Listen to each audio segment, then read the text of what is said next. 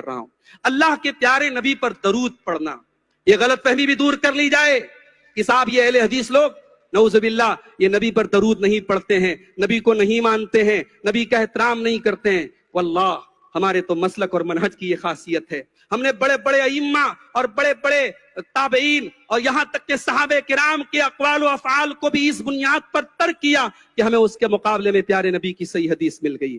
میرے بھائی، اہل حدیث کے اوپر اگر کوئی یہ الزام لگائے کہ صاحب یہ نبی کو نہیں مانتے، واللہ ہمارے مسلک و منہج کی بنیاد محبت رسول پر ہے، اور کیوں نہ ہو، محبت رسول کے بغیر کسی کا ایمان مکمل نہیں ہو سکتا۔ اور اسی محبت کا ایک تقاضا یہ ہے کہ پیارے نبی صلی اللہ علیہ وسلم پر کثرت سے درود پڑھا جائے۔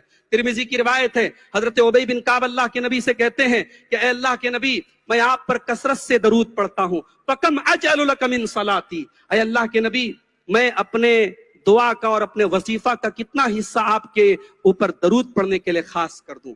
اللہ کے نبی نے فرمایا تمہاری مرضی۔ انہوں نے کہا کہ اے اللہ کے رسول، اگر میں اپنے دعا کا یا اپنے وظیفہ کا 1/4 حصہ آپ کے اوپر درود پڑھنے کے لیے خاص کر دوں؟ آپ نے فرمایا ما شئت فإن زدت فهو خير لك، تمہاری مرضی، لیکن اور زیادہ کر لو تو اور اچھی بات ہے۔ انہوں نے کہا اے اللہ کے رسول، اگر میں اپنے وظیفے کا آدھا حصہ، یعنی دعا کے لیے وظیفہ کے لیے کوئی وقت خاص کر لیا، اب اس کا آدھا حصہ میں آپ پر درود پڑھوں گا، آپ نے فرمایا اگر اور بڑھا لو تو اور اچھا ہے۔ انہوں نے کہا اگر 2/3 کر لوں، 2/3 کر لوں، آپ نے فرمایا اگر اور بڑھا لو تو اور اچھا ہے۔ انہوں نے کہا پھر میں آپ کے اوپر درود پڑھنے کے لیے اپنا اس پورا وقت اپنا خاص کر دیتا ہوں۔ اللہ کے پیارے نبی صلی اللہ علیہ وسلم نے فرمایا اذن تکفا ہمک ویغفر لک ذنبک، اے ابی بن کعب، اگر تم اتنا زیادہ میرے اوپر درود پڑھو گے تو تمہارے سارے غم دور ہو جائیں گے اور تمہارے گناہ اللہ کیا معاف ہو جائیں گے۔